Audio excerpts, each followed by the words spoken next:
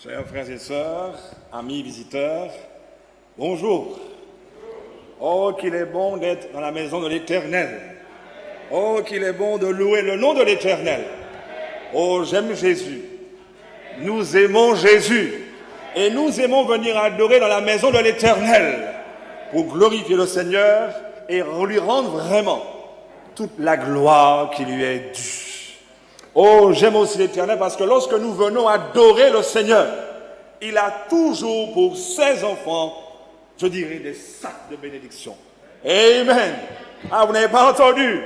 Lorsque les enfants de Dieu viennent adorer le Seigneur, Dieu a toujours de multiples bénédictions pour ses adorateurs. Oh, je veux remercier tout un chacun pour son investissement. Je remercie les diacres, les diaconesses qui se sont donnés vraiment pour que la réouverture se fasse. Ce n'était pas évident, c'est vrai, peut-être, mais le Seigneur nous a devancés, car Dieu aime aussi rencontrer ses enfants en chair et en os. Amen. Oh, des fois on se dit, il est bon de rester chez soi. Oui, c'est une bonne chose.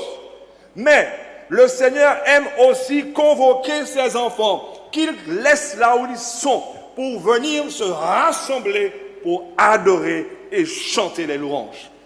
Oh, j'aime Jésus. Il nous a créés non pas virtuels, même si des fois, le virtuel, ça sert beaucoup. Mais je bénis le Seigneur parce qu'au ciel, il n'y aura plus d'incidents. Il n'y aura plus rien qui va nous empêcher de venir adorer Dieu pour l'éternité. Oh, n'est-ce pas que l'Éternel cherche non pas des diacres, non pas des diaconesses, non pas des pasteurs, non pas tout ce qu'on veut, non pas des chantres, mais Dieu veut des adorateurs. Amen. Et oui, dans les adorateurs du Seigneur, il y a des diacres, il y a des diaconesses, il y a des pasteurs, oui, mais d'abord des adorateurs. Amen. Oh, je veux vraiment aussi remercier Dieu pour sa présence parmi nous. Elle est douce. Et je crois que lorsque nous chantons à l'Éternel, cette parole de Dieu se vérifie là où deux ou trois sont rassemblés. Dieu est bien au milieu de nous. Oh, j'attends et j'aspire à ce jour où nous pourrons voir Dieu face à face. Oh, quelle joie! Quelle joie ce sera de pouvoir voir Dieu face à face. Adieu les difficultés, adieu les problèmes, adieu les accusateurs, adieu le péché, à nous la vie et la vie en abondance pour l'éternité. Je voudrais simplement vous demander, avant d'incliner la tête, de prendre la parole de Dieu dans Zacharie chapitre 1er et je ferai une courte prière pour introduire notre message d'aujourd'hui qui s'intitule « Unis ». Oui, tous unis, habillés, purifiés en Jésus. Amen. Oh, tous unis, habillés et purifiés en Jésus. Zacharie chapitre 1er, alors que nous gardons un doigt dans ce texte, nous allons prier. Père éternel, notre Dieu, quel bonheur de t'adorer, Seigneur. Quelle grâce. Nous te devons tout, Seigneur. La vie. Tout ce que nous avons, tout ce que nous sommes t'appartient, Père. Et aujourd'hui, nous venons t'adorer, t'apporter notre être. Vraiment. Comme un culte et comme une offrande agréable, de bonne odeur. Laissons derrière nous toute animosité, toute division, dans le nom de Jésus, dans l'humilité et dans l'amour, ouvrant ta parole, écoutant ce que tu as à nous dire, et illuminé par ton Esprit Saint qui transforme nos vies à ton image, nous préparant pour ton retour et pour l'éternité. Amen. Ok. Très bien, nous allons lire dans Zacharie chapitre 1er Oh, voici que l'Éternel est un bon Dieu, n'est-ce pas? Amen. Oh, l'Éternel rappelle, confie-toi en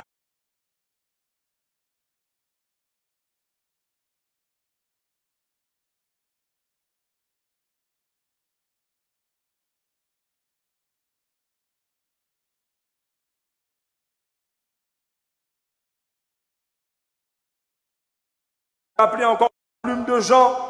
Je vous ai dit ces choses afin que vous ayez la paix en moi. Vous aurez des tribulations dans le monde.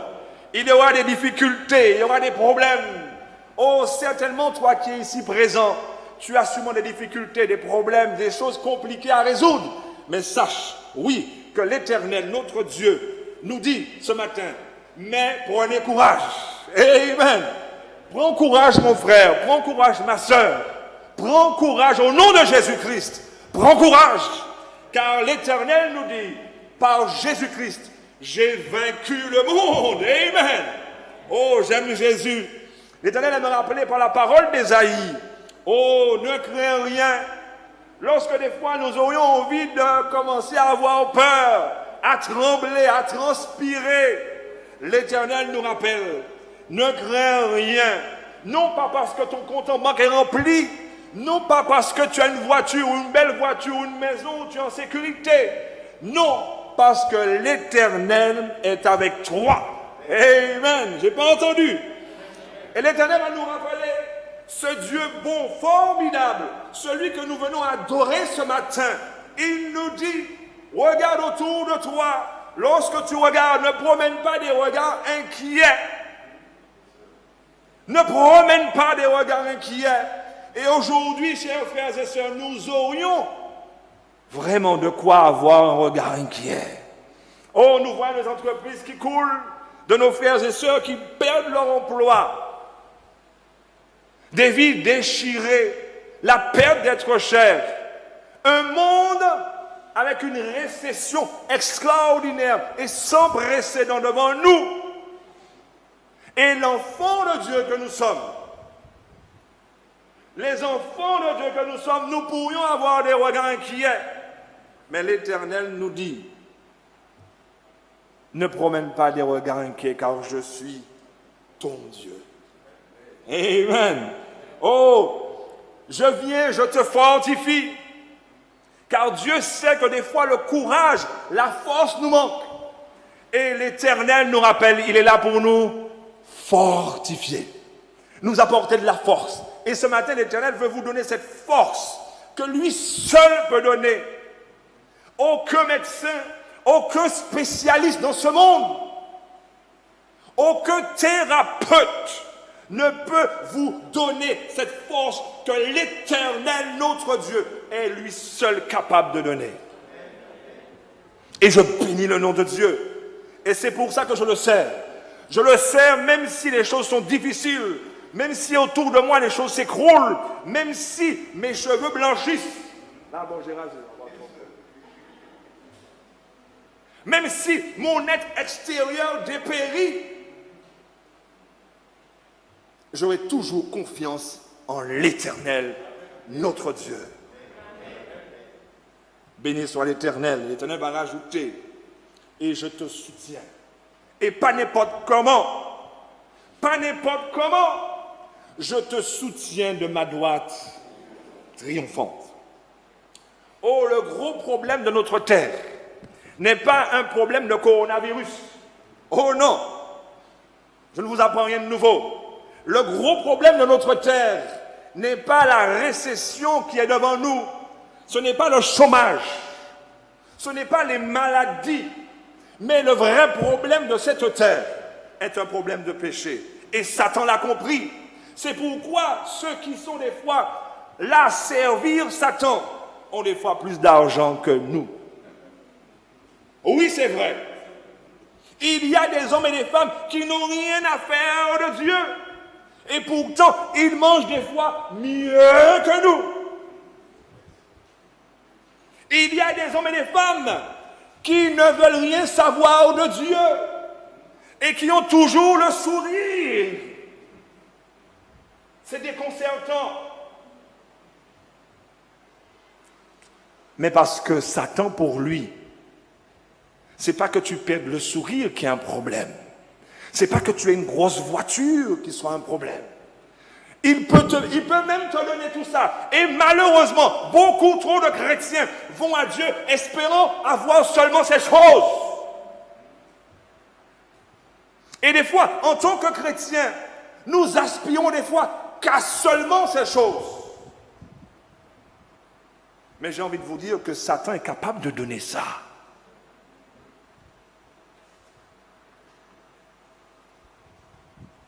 Ce que Dieu donne, c'est la vie en abondance, un cœur en paix, une joie profonde. Non pas une joie qui vient des plaisirs éphémères de ce monde, mais une joie qui vient d'une communion avec Dieu. Et beaucoup de chrétiens ont perdu ce programme. Ils ont perdu ce programme qu'a l'Éternel, notre Dieu, pour eux. C'est pour ça qu'aujourd'hui, les hommes ne sont plus des adorateurs. On a perdu cette joie d'être adorateur. Des fois, venir à l'église, nous allons aller même. Nous allons écouter un message. Ou pas écouter un message. Ou aller adorer l'Éternel. Celui qui a fait les cieux et la terre. Celui qui t'a racheté du péché et de la mort. Où sont les adorateurs de l'Éternel? Oh, je regarde Néhémie. Il s'est battu pour la reconstruction du temple de Jérusalem. Non pas qu'ils font un lieu en particulier pour adorer. Mais il est bon d'avoir aussi un endroit pour rencontrer Dieu et l'adorer ensemble. Où sont les adorateurs de l'Éternel? Alors le vrai problème, ce n'est pas les biens matériels. Ce n'est pas tout ce qu'on pourrait penser, mais c'est bien le problème du péché. Et il faut comprendre que pendant toute notre vie, la réalité, c'est que Jésus veut te donner et il te donne le pouvoir sur le péché. Car le péché, même si tu as tous les trésors du monde, même si tu as tout l'or du monde, même si tu as toutes les maisons du monde, sans la victoire de Jésus dans ta vie et sur le péché, tu mourras. Si tu n'as pas compris ce qui dégage une communion avec Dieu, si tu n'as pas compris que cette liberté que Dieu nous donne en Jésus-Christ est un bien beaucoup plus précieux que tout ce qu'on pourrait avoir dans ce monde, alors vous passez à côté. Unis et habillés en Jésus. Au verset 1er, le 8e mois, la 2e année de Darius, la parole du Seigneur parvint à Zacharie, fils de Béréchia, fils d'Iddo, le prophète. Oh, le Seigneur s'est irrité contre vos pères.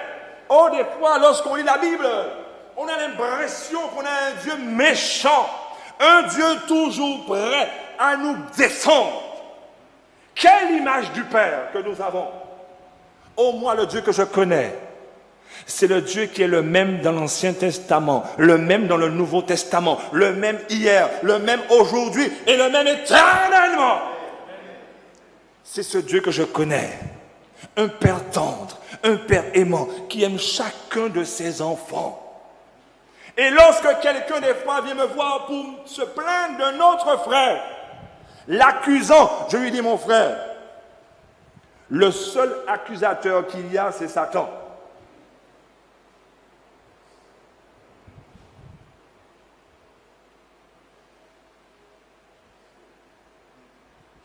Vous n'avez pas entendu ce que j'ai dit. Parce que notre Père n'est pas de ce genre à accuser.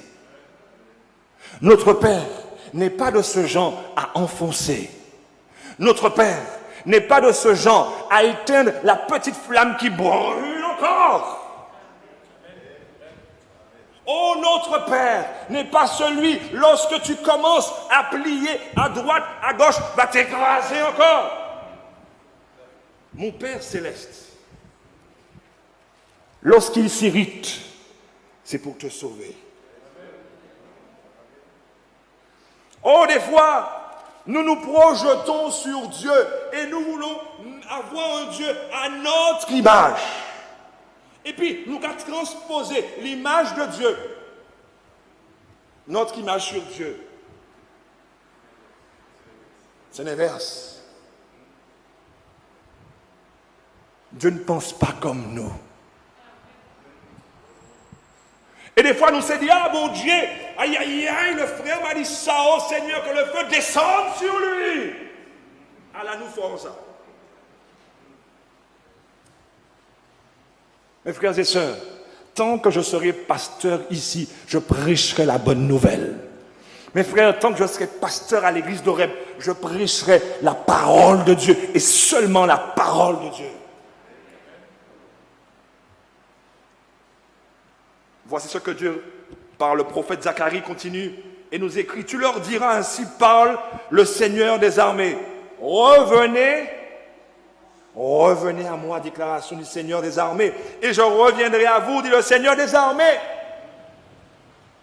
Nous faisons un bond dans Zacharie chapitre 3.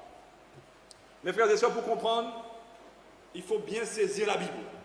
Parce que c'est très compliqué si on passe à côté de l'essentiel. Le peuple d'Israël, qui se retrouve en difficulté avec Dieu, il se retrouve, il n'est plus en phase avec Dieu. Et Dieu lui dit de revenir. Parce que Dieu sait qu'il y a un seul chemin qui mène dans l'éternité. C'est le chemin de l'obéissance. Trop de chrétiens aujourd'hui, mes frères et sœurs, préfèrent le chemin large. À Sushimenta, c'est autoroute sans limite. Nous ne pouvons jamais respecter 90. Et puis quoi, 50 sur la rocade. Comment on est monté rouler à 50 sur la rocade? Gars chemin qui l'a, gars madame qui n'y, gars l'argent qui n'y, gars bagaille qui l'a. Je vais me limiter. Pourquoi je vais me limiter? Gars plaisir qui n'y, la route la belle. Beaucoup trop de chrétiens aiment cette voie large. Alors le Seigneur rappelle, lorsqu'on prend cette voie, c'est la mort éternelle assurée. Parce que le chemin de la désobéissance, c'est jamais la bonne route. Cette route-là crée des divisions, cette route-là crée le malheur, cette route-là crée les pleurs, cette route-là crée, mes frères, une multitude de choses que je ne pourrais citer ce matin. Ça fait déjà près de 6000 ans le monde a été créé par Dieu. Ne voyons-nous pas les désastres de la désobéissance? Il faudrait encore que Dieu nous fasse une autre Bible pour nous expliquer comment il faut nous aimer, comment il faut nous soutenir, comment il faut se laisser transformer. Je vous ai perdu.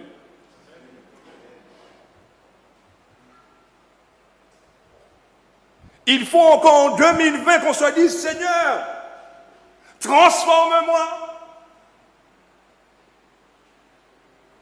Mais Dieu est bon. J'aime Dieu. Parce que jamais il n'abandonne. Toujours il est là avec son peuple. Il n'a jamais abandonné son peuple. Et lorsque Dieu a abandonné son peuple, c'est pour mieux le récupérer. Ah, mon Dieu a abandonné, il a gardé, il a tombé. Ouais, mais mon Dieu a abandonné, c'est pour mieux récupérer.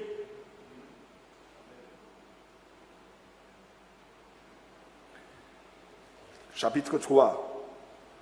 Le problème qu'il y a, c'est un problème du péché. C'est le vrai problème de cette terre. Des fois, nous avons affolé comme nous, corona, mes frères. Nous avons oublié que le péché, c'est un problème. Nous avons oublié ça. La vie, nous va nous rouler, nous pas apprendre tant bon Dieu, nous pas qu'à en communion, nous pas qu'à laisser comme nous transformer. Le contexte, c'est quoi? Voilà qu'Israël s'est laissé piéger par Satan. Parce que Satan, c'est un petit malin qui aime nous voir tristes, malheureux. Parce que mes frères, au pays de Saoulé, là où a transgressé la loi de Dieu, l'Éternel obligé de faire venir en cœur en culpabilité pour triste. Si vous avez mon calotte, et puis vous avez senti la joie, vous avez envie de repentir?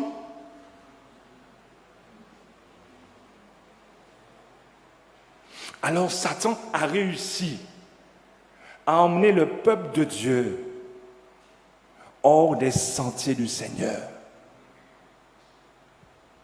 Et maintenant qu'il a fait ça, le petit malin, celui qui n'aime pas Dieu, qui ne vous n'aime pas, et qui veut vous voir malheureux, sans secours, maintenant va être devant le prophète, le sacrificateur.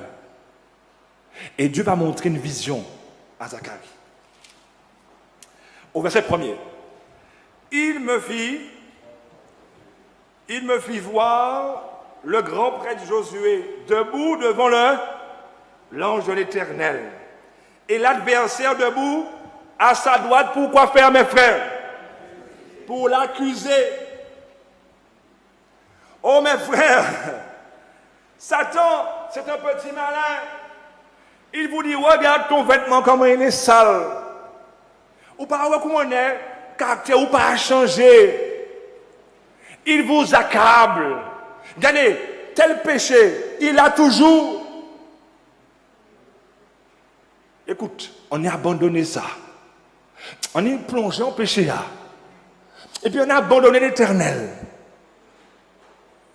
Beaucoup d'entre nous, mes frères, lorsque les choses sont difficiles, lorsque nous regardons nos vêtements sales, on a envie de se décourager.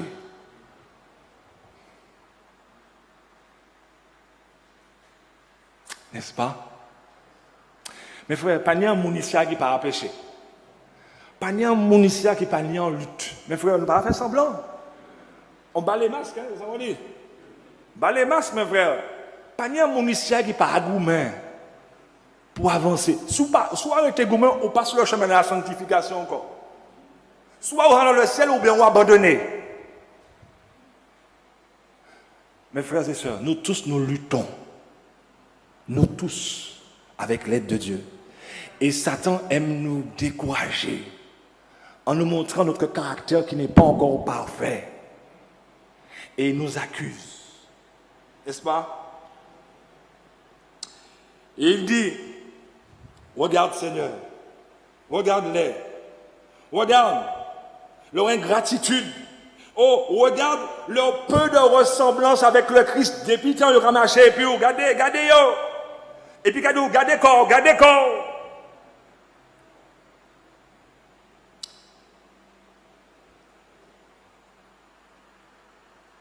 Son objectif, c'est de nous séparer de la confiance que nous avons en Dieu et de son amour.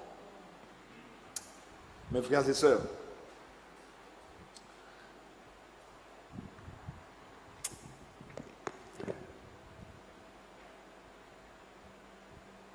nous savons que lorsque nous rentrons dans la famille de Dieu,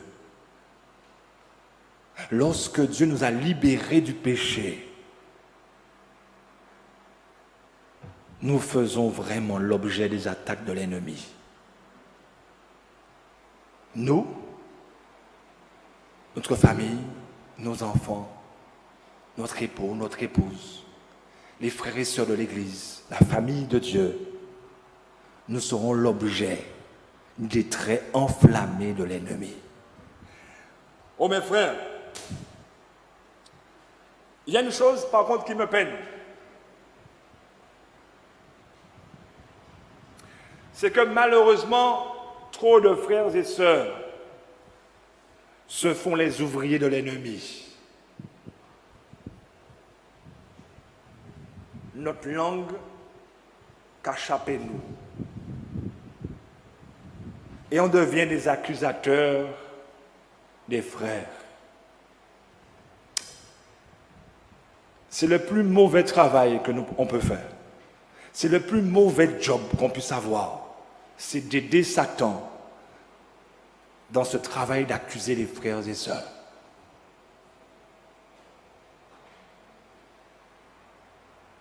L'Église serait beaucoup plus florissante, plus forte, peut-être plus près de Dieu, si on pouvait un peu mieux gérer le petit membre là que vous voyez. Des fois, nous ne pouvons pas même voir. Nous agissons tant seulement. Nous ne pouvons pas même voir des fois. Bon, à l'époque, lorsqu'on était petit, on tirait la langue. On tirait la langue. Bon, on a passé l'âge.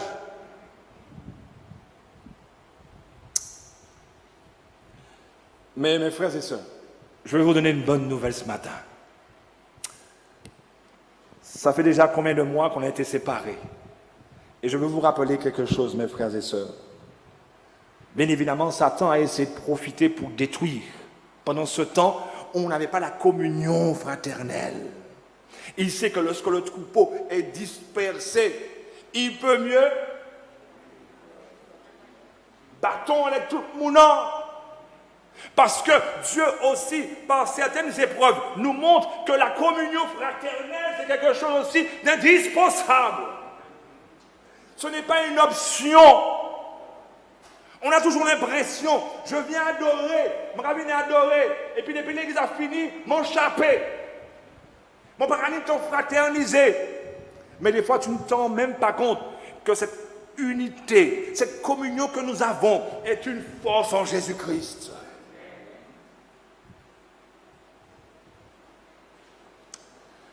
Une bonne nouvelle, mes frères, c'est que le Seigneur nous dit que tout ce que tu demandes, vraiment,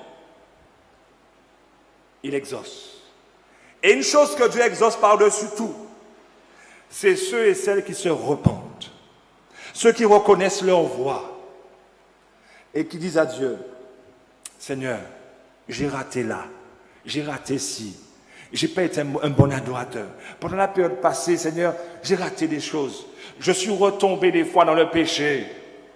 Mes frères et sœurs, ça c'est la vérité. Parce que lorsque l'homme se retrouve oisif, qu'est-ce qui se passe?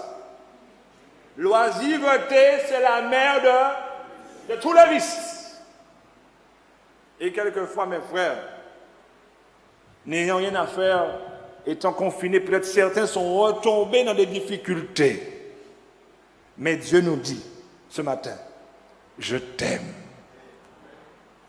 Même si Satan t'a dit, écoute, regarde le péché que tu as commis, regarde un jour où par au sentir trop sale devant l'Éternel, mais béni soit l'Éternel. Dieu dit, c'est mon enfant, j'ai payé pour toi. Je suis mort pour toi. Et je t'apporte la purification. Je t'habille. Et j'enlève tes vêtements souillés. Et je te donne des vêtements de fête. Oh, ce matin, je veux dire à quelqu'un, Satan pourrait te dire, écoute, au moins des mots, je n'ai pas pardonné, mais il pas pardonné. Oh.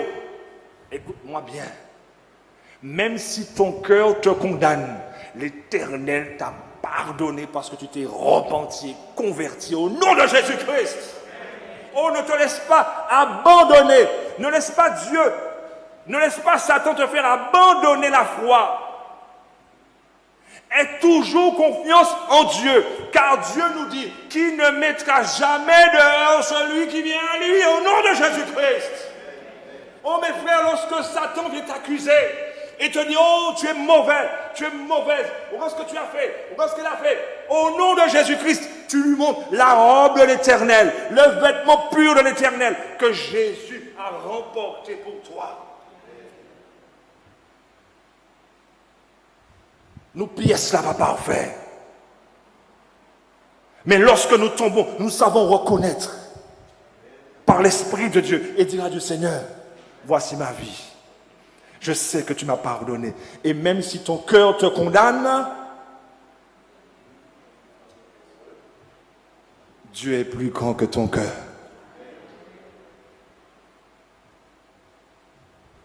Je termine.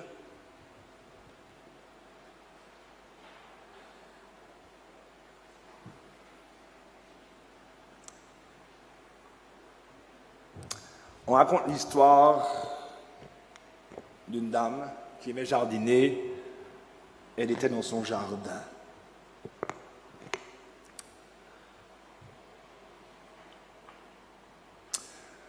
Elle voit 3 vieillards devant sa clôture qui lui demandent est-ce qu'ils peuvent rentrer.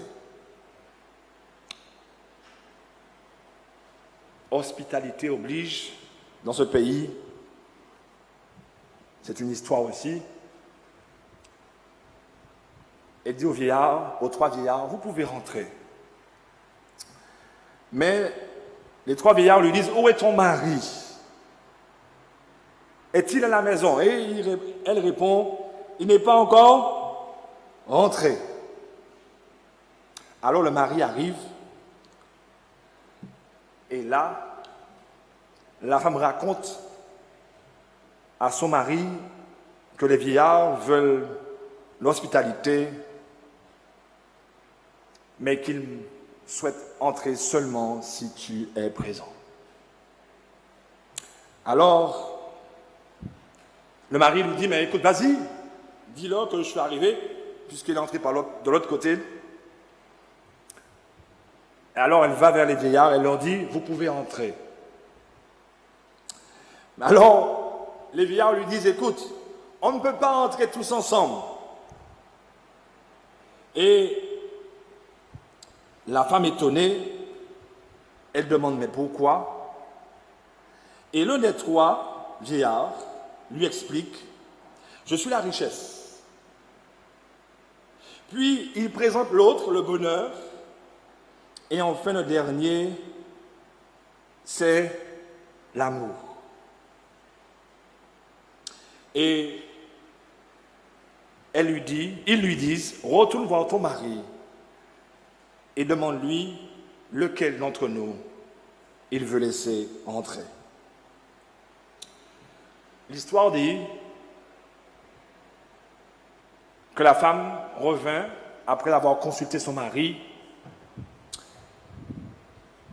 et dit à ses hommes, nous avons choisi que l'amour rentre. Et alors que l'amour allait entrer, elle s'est rendue compte que le bonheur suivait et la richesse aussi était en train de suivre. Alors, elle dit, mais je ne comprends pas, vous m'avez dit que c'est un seul qui rentre. Ah, sauf que, on ne vous a pas dit, lorsque l'amour rentre, la richesse et le bonheur rentrent aussi. Ce matin, je vais vous dire une chose, mes frères et sœurs. Avec Jésus, Romains chapitre 8, nous avons tout. Lorsqu'on a Jésus et son pardon, tout le reste nous est donné. Appliquons toujours nos vies à nous laisser transformer à l'image de Dieu. Et menons toujours une vie de sanctification. Laissons Dieu nous purifier chaque jour. Reconnaissons nos erreurs. Reconnaissons que notre caractère n'est pas parfait. Et moi je vous dis, là où le pardon rentre,